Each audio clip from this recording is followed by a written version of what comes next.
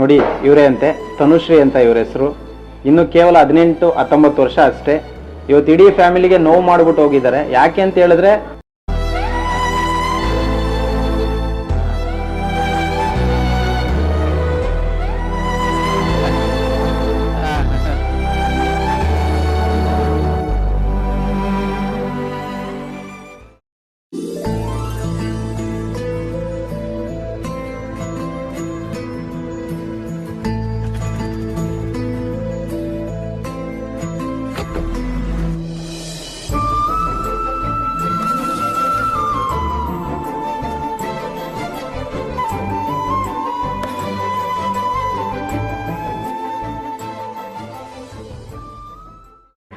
ಅಯ್ಯೋ ಅವ್ರ ಹೆಸರು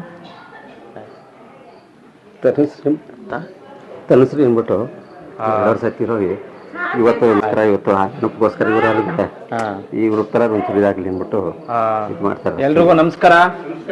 ಎಲ್ಲ ಚೆನ್ನಾಗಿದ್ದೀರಾ? ಇವತ್ತು ನಮ್ಮ ಒಂದು ಜನಸ್ನೇಹಿ ನಿರಾಶ್ರಿತರ ಆಶ್ರಮ ಇರ್ತಕ್ಕಂಥ ದೇವ್ರ ಮಕ್ಕಳನ್ನ ನೋಡ್ಲಿಕ್ಕೆ ಮೇಲ್ಕೋಟೆಯಿಂದ ಬಂದಿದ್ದಾರೆ. ಮೇಲ್ಕೋಟೆ ಗೊತ್ತಾ ನಿಮ್ಗೆ? ಗೊತ್ತಲ್ವಾ? ಅಲ್ಲಿಂದ ಬಂದಿದ್ದಾರೆ. ಅವ್ರ ಮಗಳ ಹೆಸರು ತನುಶ್ರೀ. ಅವ್ರು ತೀರೋಗಿರೋ ಕಾರಣ ಅವರ ಒಂದು ಪುಣ್ಯ ಸ್ಮರಣೆ ಅಂಗವಾಗಿ ಇಲ್ಲಿರ್ತಕ್ಕಂಥ ಎಲ್ಲಾ ದೇವ್ರ ಮಕ್ಳಿಗೂ ಕೂಡ ಪ್ರಸಾದದ ವ್ಯವಸ್ಥೆ ಮಾಡ್ಕೊಟ್ಟಿದ್ದಾರೆ. ಬಹಳ ಬೇಜಾರಾಗುತ್ತೆ ಈ ತರದ್ದೆಲ್ಲ ವಿಡಿಯೋಗಳು ಮಾಡೋದಕ್ಕೆ ನಮ್ಗೆ. ಸರ್, ನಿಮ್ಮ ಮಗಳು ನಿಮ್ ಜೊತೆಲೇ ಇದ್ದಾರೆ. ಸೊ ಇವತ್ತು ವಿಶೇಷವಾಗಿ ಇಲ್ಲಿ ಎಲ್ಲರಿಗೂ ಬಂದು ಪ್ರಸಾದದ ವ್ಯವಸ್ಥೆ ಮಾಡ್ಕೊಟ್ಟಿದ್ರ. ದೇವ್ರು ನಿಮ್ ಕುಟುಂಬಕ್ಕೆ ಒಳ್ಳೇದ್ ಮಾಡ್ಲಿ. ಇನ್ನೊಂದು ಜನ್ಮ ಅಂತ ಇದ್ರೆ ನಿಮ್ಮ ಮಗಳು ನಿಮ್ಮ ಕುಟುಂಬದಲ್ಲೇ ಹುಟ್ಟಿ ಬರ್ಲಿ ಸರ್. ಏನ್ ಹೇಳಕ್ ಇಷ್ಟಪಡ್ತೀರಾ ನಮ್ಮ ಆಶ್ರಮಕ್ಕೆ? ಬಂದಿಲ್ಲ ಸರ್, ಈಗ ಅಂತಂದೆ ಕಳ್ಕೊಂಡಿದಲ್ವಾ ಇವ್ರು ಪಾಪ 6 ತಲ ಒಂದು ನೋಡಿದ್ರೆ ನನ್ಗೆ ತಮ್ಮಂತ ನೋಡಿ ಇನ್ನೊಬ್ರು ಯಾರು. ಎಷ್ಟು ವಯಸ್ಸು ಸರ್ ಅವ್ರಿಗೆ? 18-19 ಆಗಿ ಸರ್.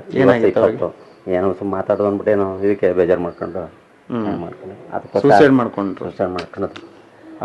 ನೋಡಿ, ನಾನು ಯಾವಾಗ ನೋಡಿ ಇದರಿಂದ ಒಂದು ಮೆಸೇಜ್ ಅಂತ ಅನ್ಕೊಳ್ಳೋಣ. ಒಂದಷ್ಟು ಜನರಿಗೆ ತಂದೆ ತಾಯಿ ತುಂಬಾ ಕಷ್ಟಪಟ್ಟು ನಿಮ್ಮನ್ನ ಸಾಕಿರ್ತಾರೆ. ಅಂದ್ರೆ ಚಿಕ್ಕ ಮಗು ಇದ್ದಾಗಿಂದ 20 ವರ್ಷ ಸಾಕೋದಿಕ್ಕೆ ಎಷ್ಟು ಕಷ್ಟಪಟ್ಟಿರ್ತಾರೆ ಅಂತ ಅನ್ನೋದನ್ನ ಯಾರು ಕೂಡ ಊಹೆ ಮಾಡ್ಕೊಳಕ್ಕಾಗಲ್ಲ. ತುಂಬಾ ಕಷ್ಟಪಟ್ಟು ಸಾಕಿರ್ತಾರೆ. ಎಲ್ಲೋ ಒಂದು ಮಾತು ಬರುತ್ತೆ, ಅಷ್ಟಕ್ಕೇನೆ ಬೇಜಾರು ಮಾಡ್ಕೊಂಡು ಸೂಸೈಡ್ ಮಾಡ್ಕೊಳ್ಳೋದು ತುಂಬಾ ತಪ್ಪು ಅಂತ ನಾನು ಹೇಳಕ್ ಇಷ್ಟಪಡ್ತೀನಿ. ಇವತ್ತು ಇಡೀ ಕುಟುಂಬ ಬೇಜಾರು ಮಾಡ್ಕೊಂಡು ಕಣ್ಣೀರ್ ಆಗ್ತಾ ಇದೆ ಅಂದ್ರೆ ನಿಮ್ಮನ್ನ ಅವ್ರು ಎಷ್ಟು ಪ್ರೀತಿಸ್ತಾರೆ ಅನ್ನೋದನ್ನ ನೀವು ಅರ್ಥ ಮಾಡ್ಕೋಬೇಕಾಗತ್ತೆ. ಸೊ ಎಲ್ಲೇ ಇರಿ, ಹೇಗೆ ಇರಿ, ನಿಮ್ಮ ಆತ್ಮಕ್ಕೆ ಶಾಂತಿ ಸಿಗ್ಲಿ ಅಂತ ನಾನು ಮನಸ್ಫೂರ್ತಿಯಾಗಿ ಬೇಡ್ಕೊಳ್ತೀನಿ. ಓಕೆ, ನೋಡಿ ಡಿಪ್ಲೊಮಾ ಮಾಡ್ತಾ ಇದ್ಲು. ತೋರಿಸಿ. ಇವ್ರು ನಮ್ಮ ಹತ್ರ ಅಲ್ಲಿ ಇದಾರೆ, ನೆನಪಲ್ಲಾರು ಪಾಪ ಇವ್ರಿಗಾರು ಒಂದು ಇದಾದ್ರೆ. ಒಬ್ಬರೇ ಮಗಳ? ಒಬ್ಬಳೆ ಮಗಳು, ಇವನ್ ಮಗ. ಇವನು ಹೌದಾ? ಸಡ್ಕ ಮಗ ಅವರು. ನಮ್ಮ ವೈಫ್ ಅವ್ರು, ನಮ್ಮ ಅಕ್ಕ ಅವರು, ನಮ್ಮ ಅಕ್ಕನ ಮಗಳನ್ನ.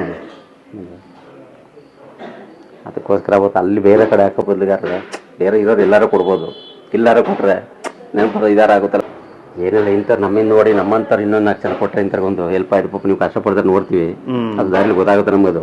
ತನುಶ್ರೀ ಅಂತಾನೆ ತನುಶ್ರೀ ಅಂದ್ಬಿಟ್ಟು. ನೋಡಿ ಇವರೇ ಅಂತೆ, ತನುಶ್ರೀ ಅಂತ ಇವ್ರ ಹೆಸರು. ಇನ್ನು ಕೇವಲ 18-19 ವರ್ಷ ಅಷ್ಟೇ. ಇವತ್ತು ಇಡೀ ಫ್ಯಾಮಿಲಿಗೆ ನೋವು ಮಾಡ್ಬಿಟ್ಟು ಹೋಗಿದ್ದಾರೆ. ಯಾಕೆ ಅಂತ ಹೇಳಿದ್ರೆ ಈ ಚಿಕ್ಕ ಅಂದ್ರೆ ಮಗು ಹುಟ್ಟದಾಗಿಂದ ಅವ್ರು ಎಷ್ಟು ಕಷ್ಟಪಟ್ಟು ಸಾಕಿರ್ತಾರೆ. ಎಲ್ಲೋ ಒಂದ್ ಕಡೆ ಏನಾದ್ರೂ ಮಾತುಗಳು ಬಂದಾಗ ಮನೆಗಳಲ್ಲಿ ಸಣ್ಣ ಪುಟ್ಟ ವಿಚಾರಗಳಿಗೆ ನೀವು ತಪ್ಪು ನಿರ್ಧಾರಗಳನ್ನ ತಗೊಳ್ಬಾರ್ದು. ಕಾರಣ ಏನಂತ ಹೇಳಿದ್ರೆ ಇದೊಂದು ಮೆಸೇಜ್ ಅಂತ ಅನ್ಕೊಳ್ಳಿ. ಒಂದಷ್ಟು ಜನಕ್ಕೆ ಇದು ರೀಚ್ ಆದ್ರೆ ಅವರು ಕೂಡ ಅವ್ರ ಮನಸ್ಸಲ್ಲಿ ಏನಾದ್ರು ತಪ್ಪು ನಿರ್ಧಾರ ಏನಾದ್ರು ಮಾಡ್ಬೋದು. ಹೌದು, ಸತ್ತೌಟ್ ಏನು ಪ್ರಯೋಜನ ಇಲ್ವಲ್ಲ. ಇದ್ರೆ ಏನಾದ್ರು ಕಷ್ಟ ಅಂದ್ರೆ ಇದ್ದೇ ಇರ್ತದೆ. ಸಹಜ ಇದ್ದಿದ್ರೆ ಇನ್ನೊಂದ್ ಕಡೆ ಇರ್ಬೋದು, ಎಲ್ಲಿ ಬೇಕಾದ್ರೆ ಜೀವನ ಮಾಡೋದು. ಅದಕ್ಕೆ ಪರಿಹಾರ ಏನ್ ಸಿಕ್ಕದು? ಸತ್ರ ಏನು ಪರಿಹಾರನೇ ಇಲ್ವಲ್ಲ ಅದಕ್ಕೆ. ನೋಡಿ, ಸೂಸೈಡ್ ಮಾಡ್ಕೊಂಡು ತೀರೋದ್ರಂತೆ. ಯಾರು ಕೂಡ ಈ ರೀತಿ ಮಾಡಬೇಡಿ ಸರ್. ನಾನು ಒಂದೇ ಮಾತು ಹೇಳಕ್ ಇಷ್ಟಪಡ್ತೀನಿ, ಅವ್ರ ಆತ್ಮಕ್ಕೆ ಶಾಂತಿ ಸಿಗ್ಲಿ ಸರ್. ಜೊತೆಗೆ ಬೇಜಾರು ಮಾಡ್ಕೋಬೇಡಿ ಸರ್. ಅನ್ಸೋದು ಏನು ಮಾಡಕ್ಕಾಗಲ್ಲ. ಇವತ್ತು ನಾನು ಕ್ಯಾಬೆ ಓಡಿಸೋದು, ನಾನು ಎಲ್ಲ ಬಾಡ್ ಮಾಡಿಕೊಂಡೆ ಕಾರೇ ಓಡಿಸೋದು. ನಮ್ದು ಮನೆ ಏನಿರೋದು, ಜಮೀನು ಇದೆ ಸ್ವಲ್ಪ ಕಡಿಮೆ ಇರೋದು. ನಾನು ಕ್ಯಾಬ್ ಮಾಡಿಕೊಂಡೆ ಓಡಿಸೋದು. ನಾನು ಯಾವಾಗಲೂ ಬರ್ಬೇಕು ಅನ್ಕೊಂಡಿದ್ದೆ. ನೆನಪತ್ತಟ್ಟಿ ಆ ಡೇಟ್ ಕಾರು ಮಾಡಿಸಿದ್ರೆ ಪಾಪ ಇವ್ರಿಗಾರ ಒಂದು ಇದಾಗ್ಬೋದಲ್ಲ ಅನ್ನೋ ದೃಷ್ಟಿ ಅಷ್ಟೇನಿಲ್ಲ. ನಮ್ಮ ಕೈಲಿ ಏನು ಸಾಧ್ಯವಾಯ್ತು ಅಷ್ಟು ಮಾಡ್ಬೋದು. Thank you sir. ಅನ್ಬಿಟ್ಟು ಪಾಪ ದೊಡ್ಡರು ಎಷ್ಟೋ ಮಾಡ್ಬೋದು. ನಮ್ಮ ಕೈಲಿ ಎಷ್ಟು ಆಯ್ತು ಅಷ್ಟು ಮಾಡ್ತೀನಿ. ಅಂತದ್ದು ಏನೇನೋ ಮುಂದೆ ಕೊಟ್ಟರೆ ನೋಡೋಣ. ನಮ್ಮ ಆಶ್ರಮದ ಬಗ್ಗೆ ಎಷ್ಟು ವರ್ಷದಿಂದ ನೋಡಿ ನನ್ನ ಮೊಬೈಲ್ ಯಾವಾಗ ನೋಡ್ತಾ ಡೈಲಿ ನಿಮ್ಗೆ ನೋಡ್ತಾ. ಹೇಗಿದೆ ಆಶ್ರಮ? ಚೆನ್ನಾಗಿದೆ ನೋಡಿ. ನೀವು ಕಷ್ಟಪಟ್ಟದೆಲ್ಲ ನೋಡ್ಬಿಟ್ಟು ಅದಕ್ಕೋಸ್ಕರ ನಾನು ಇಲ್ಲೇ ಕೊಡೋಣ ಅಂದ್ಬಿಟ್ಟು ಒಂದು ಟೈಮಾರು ನಿಮ್ಗೆ ಒಂದು ಸೇವೆ ಆಗೋದು ಬರ್ತದೆ ಕೊಡೋಣ ಮಾಡಿದ್ದು. ಬೇಡ ಇವತ್ತು ಇರುತ್ತಲ್ಲ ಅಂದ್ಬಿಟ್ಟು ಹಂಗೆ ಹೊಸ ವರ್ಷ ಇದಾಯ್ತಲ್ಲ ಅಂದ್ಬಿಟ್ಟು ಎಲ್ಲರೂ ಕೊಡೋಣ ಅಂದ್ಬಿಟ್ಟು ಅದಕ್ಕೋಸ್ಕರ ಮಾಡಿ. ನನಗೂ ಚಿಕನ್ ಇದು ಮಾಡ್ಸ್ಬೇಕಂತ ಮಾಡಿದ್ದೀಮಲ್ಲ, ಅಲೋ ಇದೆಯಲ್ವ ಅಂತ. ಇಲ್ಲ ಸರ್, ಸ್ವಾಮಿ ಇದಾರಲ್ಲ, ಅದಕ್ಕೋಸ್ಕರ ನಾನು ಚಿಕನ್ ಮಾಡಿಸ್ಬೇಕು ಅಂತ ಮಾಡ್ಬಿಟ್ಟು ಮಾಡಿದ್ದೆ. ಇನ್ನು ಶನಿಮಾತ್ಮ ಇತ್ತಲ್ಲ, ಅಲೋ ಇಲ್ವೇನೋ ಅಂದ್ಬಿಟ್ಟು ನಾನು ಅದಕ್ಕೋಸ್ಕರ ಇದು ಮಾಡಿದ್ದೆ ಅಷ್ಟೇ. ಒಳ್ಳೇದಾಗ್ಲಿ ಸರ್. ಹಂಗೆ ಏನಿದ್ರೆ ಯಾವತ್ತೇ ಇದ್ರು ಓಪನ್ ಮಾಡಿದ್ರೆ ನಮ್ಮ ಕೈಲಿ ಏನು ಸಾಧ್ಯವಾದ್ರು ಇವರು ಕೊಡ್ತೀವಿ. ಆಶೀರ್ವಾದ ನಮ್ಗಿದ್ರೆ ಸಾಕು. ಸರಿ ಸರ್, ಸರಿ ಸರ್. ಎಲ್ಲರೂ ಕೂಡ ಜೋರಾಗಿ ಒಂದ್ಸರಿ ಕ್ಲಾಸ್ ಮಾಡಿ.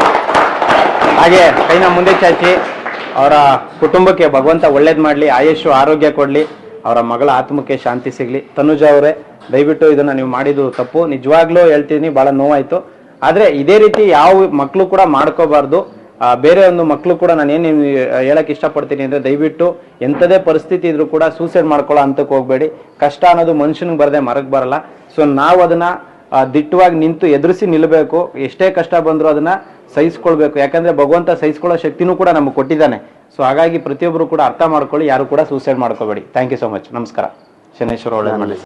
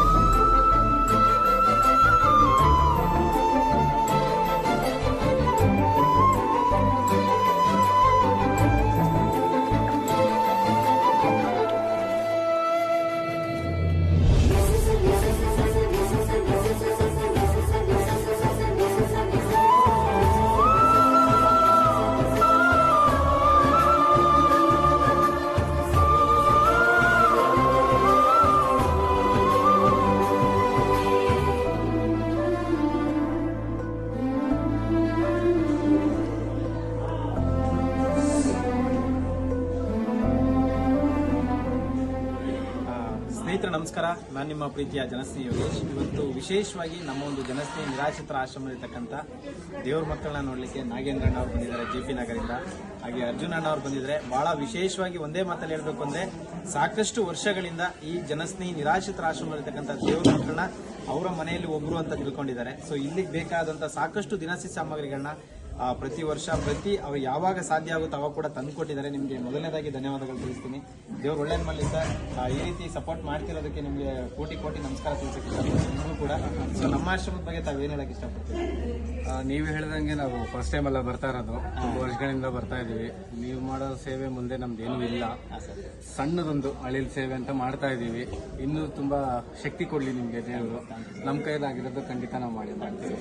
Thank you. ನೀವು ಪ್ರತಿ ವರ್ಷ ನಿಮ್ಮ ಕೈಲಾದಷ್ಟು ಸಹಾಯವನ್ನು ಮಾಡ್ತಾ ಇದ್ದೀರಾ. ಎಲ್ಲೋ ಒಂದ್ ಕಡೆ ಅದು ಕರೆಕ್ಟ್ ಆಗಿ ಇರ್ತಕ್ಕಂಥ ದೇವ್ರ ಮಕ್ಕಳಿಗೆ ಅನುಕೂಲ ಆಗ್ತಾ ಇದೆ ಅಂತ ತಮಗೆ ಅನಿಸ್ತಾ ಇದೆ?